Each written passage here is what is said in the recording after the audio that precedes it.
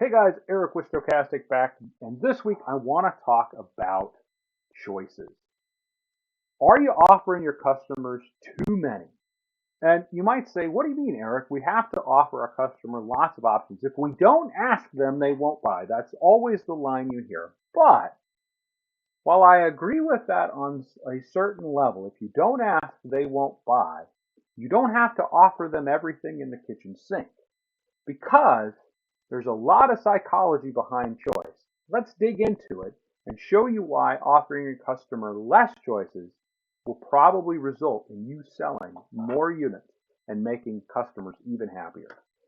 See, here's the thing. Humans love the idea of choice, and that's part of the reason why we try to give so many choices to people.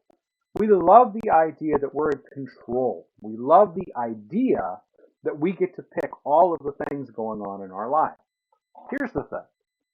The idea is the part we really like. We don't actually like the choice because we're constantly forced to make decisions. The world is a big maze, a big puzzle we're going through.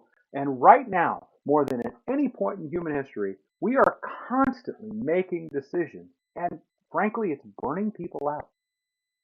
A few years ago, there were 25 to 50 stations on most cable networks. Now there are thousands of stations and all of the streaming apps with millions of movies you could watch in any time. And that's just on television. Think of the difference in the number of restaurants there are for you to go to in just your neighborhood or in the town next door compared to where it was just 10, 15 years ago. Stores, from clothing to hardware, all of those things, there are more and more choices. And people love, again, the idea of that choice. But frankly, all of those choices are burning out. And I'm not the only one saying that. There are lots of studies that show human beings are starting to suffer from what's called decision fatigue. And we used to see it in isolated cases, and now we're starting to see it in people's lives. So what is decision fatigue? Well, decision fatigue, very quickly, is when people's ability to make decisions deteriorates after a long session of decision making. And again, we used to see this in isolated incidents. If you put somebody into a longer term test and you had them keep making decisions over a period of time, we would see that their decisions would get worse and worse over time. The difference now is, though, our lives are one big constant session of decision making because we're bombarded with ads giving us all kinds of choices all day, every day. And so human beings in general are just more and more starting to suffer from decision fatigue. And again, I'm not the only one saying it. Even Netflix is trying to figure out this problem because Netflix users themselves are starting to suffer largely from decision fatigue. People at a higher and higher percentage, enough so that Netflix is spending millions and millions of dollars to fix it, are just clicking around on Netflix for a while and turning it off. In fact, you may have done the same thing. You get onto Netflix, you get onto Hulu, Disney Plus, etc. You flip around for a while trying to find something to watch. And there is an endless sea, more than there ever been has been in history, of things for you to watch. And yet, you find yourself not watching anything. And the reason is, again, decision fatigue. So how is Netflix fixing this problem? They're eliminating the decision making. They've created a new thing called the play something button. And what does it do? It does exactly what it says it will do. Using Netflix algorithm and your viewing history, Netflix will just play you something. And response from users has been tremendously positive. People, again, love the idea of choice, but we're so bombarded by it that when people take choice away or limit our choice, it often makes us feel better. And that's what Netflix is finding. And they're not the only ones, because we have lots and lots of case studies across America, across the world in psychology about choice paralysis. So what is choice paralysis? Well, a lot like decision fatigue, choice paralysis is when you give me a number of choices, my most common reaction is going to be to do nothing. Just do nothing. And that's what Netflix is seeing with their customers. Given so many things to watch, they flip around forever and choose to do nothing. And we see that again and again across many fields. So let's take a look at an individual study of decision making and choice paralysis.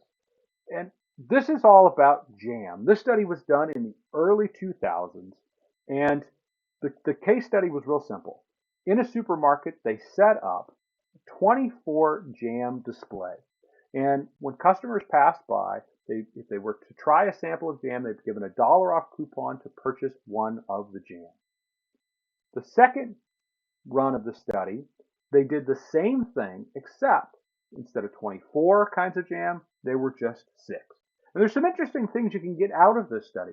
One thing, the 24 jams elicited a lot more response. They had a lot more people interested in stopping and tasting the jams. However, the 6 jam spread sold 10 times more. Customers were 10 times more likely to buy from the 6 jam opportunity than they were from the 24 jam opportunity. Why? Again, limiting the decisions. When there were 24 jams, it was too many to pick from, so customers didn't pick one. When it was 6, customers picked one because there were less opportunities for them to say, well, I kind of like that one, and maybe it's not better than that one. And no, there were 6 choices. And we have more studies beyond here across all kinds of food, restaurants, and building materials, etc. We've done thousands of studies about decision fatigue and choice paralysis, always coming to the same conclusion, the same one we find in this study, which was really groundbreaking at its time, which is that when you limit people's choice, they pick things more often and they're happier with those decisions. And so that's what we want to take away from this. Offer our customers fewer choices. Rather than throwing everything in the kitchen sink at them, offer them 1 or 2 choices when you're in the home, not 6. You'll always get a better response and close more opportunities because the customer will feel you've tailored those things to them, and it eliminates some of that decision fatigue. You've now given them a choice. When it comes to your marketing, cut it down even further. We run ads as an industry that have 3 offers and 5 offers. Save $5,000 on a new system, $3,000, whatever number you use. Save X number of dollars on a tune-up card. Save $500 on an air scrubber, $50 on duct cleaning. We throw, again, everything in the kitchen sink at them, and then we wonder why response rate is so low. Well, the reason is twofold. One, some of those things, the customers don't even know what they are. How many of your customers know what an air scrubber is? Or they understand what a $500 savings on an IAQ package means?